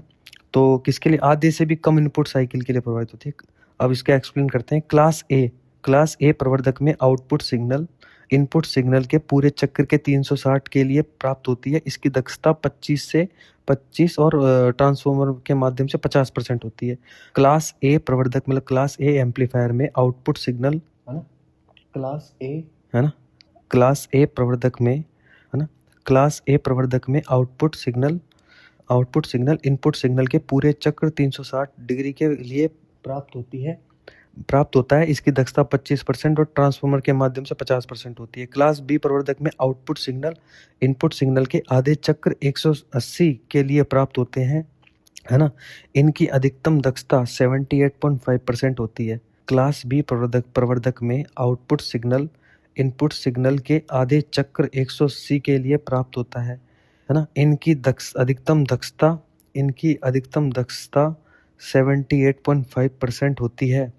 इनकी अधिकतम दक्षता 78.5% होती है। क्लास ए बी प्रवर्धक आधे से अधिक, है ना, ये तो बी के लिए बात हो गई। अब क्लास ए बी प्रवर्धक आधे से अधिक किंतु पूरे चक्र से कम 180 डिग्री से 180 के बीच में होता है, 180 से और 360 डिग्री के बीच में, और इनकी दक्षता 50 से 78 मतलब 78.5% होती है। ये मैंने पहले ही बता दिया। क्लास सी प्रवर्धक आउटपुट सिग्नल इनपुट चक्र के आधे से भी कम चक्र में प्राप्त होते हैं, मतलब तो इसीलिए हो गया ना, ये आधे से भी कम इनपुट साइकिल के लिए, और इनकी 180 डिग्री से कम होती है। अगले कुछ पॉइंट्स हैं, है ना, कुछ इंपॉर्टेंट पॉइंट्स हैं। धारा गेन अल्फा का सूत्र क्या है? धारा गेन अल्फा का सूत्र क्या है? IC/IE, है ना। धारा गेन जैसे अल्फा बीटा पूछ लेता तो उसमें IC/I भी हो जाता। धारा गेन अल्फा का सूत्र है IC/IE। अगला पॉइंट है, किसी ट्रांजिस्टर के लिए अल्फा तथा बीटा के बीच में संबंध बताइए। तो अल्फा और बीटा के बीच में संबंध, अल्फा बराबर beta upon 1 plus beta, alpha बराबर बीटा अपॉन 1 प्लस बीटा, है ना। ट्रांजिस्टर में अल्फा बीटा के बीच में संबंध क्या है? अल्फा बराबर बीटा अपॉन 1 प्लस बीटा एवं बीटा बराबर अल्फा अपॉन 1 माइनस अल्फा, है ना। अल्फा बराबर बीटा अपॉन 1 प्लस बीटा और बीटा बराबर अल्फा अपॉन 1 माइनस मतलब जब अल्फा को अपन बीटा में लिखेंगे, अल्फा का मान बीटा में लिखेंगे तो प्लस आएगा, ए अल्फा अपॉन 1 प्लस बीटा, और शुरुआत में बीटा आ जाएगा तो बीटा बराबर अल्फा अपॉन 1 माइनस अल्फा, ऐसे। अगला पॉइंट, किसी ट्रांजिस्टर के आउटपुट तथा इनपुट वोल्टेज का अनुपात वोल्टेज गेन होता है V0 upon VI। Voltage gain VG मतलब VG is equal to V0 upon VI। Voltage gain output तथा इनपुट वोल्टेज का अनुपात। अगला प्रश्न है, किसी ट्रांजिस्टर के लिए अल्फा तथा बीटा का मान होता है। किसी ट्रांजिस्टर के लिए अल्फा और बीटा का मान होता है। अल्फा का मान होता है 0.995, है ना, 0.995 तक, है ना, 0.995 तक, और बीटा का मान होता है 199 तक, है ना, 199 तक। अल्फा का मान 0.995 तक तथा बीटा का मान 199 तक। अगला point, single end push pull amplifier परिपथ का उपयोग किस कार्य हेतु किया जाता है? Single end push pull amplifier परिपथ का उपयोग किस कार्य हेतु किया जाता है? शक्ति प्रवर्धन हेतु किया जाता है। अगला पॉइंट है, किसी एम्पलीफायर परिपथ का इनपुट प्रतिघात तथा धारा लाभ उच्च होता है। किसी एम्पलीफायर परिपथ का इनपुट प्रतिघात तथा धारा लाभ उच्च होता है। डार्लिंगटन एम्पलीफायर का क्या होता है ना, इनपुट प्रतिघात तथा धारा लाभ उच्च होता है। इनपुट प्रतिघात तथा धारा लाभ उच्च होता है ना, वो क्या कहते हैं? डार्लिंगटन एम्पलीफायर होते हैं वो। अगला पॉइंट है, हीट सिंक निर्माण में किस धातु का प्रयोग किया जाता है? हीट सिंक निर्माण में एल्यूमिनियम तथा कास्ट एल्यूमिनियम का प्रयोग किया जाता है। हीट सिंक, है ना, निर्माण में एल्यूमिनियम तथा कास्ट एल्यूमिनियम का उपयोग किया जाता है। किन परिपथों में कला विरूपण दोष उत्पन्न नहीं होता है ना, मतलब फेज डिस्टॉर्शन दोष नहीं होता है। तो किसमें? डायरेक्ट कपल परिपथों में, डायरेक्ट कपल्ड ना, मतलब प्रत्यक्ष युग्मित परिपथों में, DC कपल्ड परिपथों में, है ना, कला विरूपण दोष उत्पन्न नहीं होता है।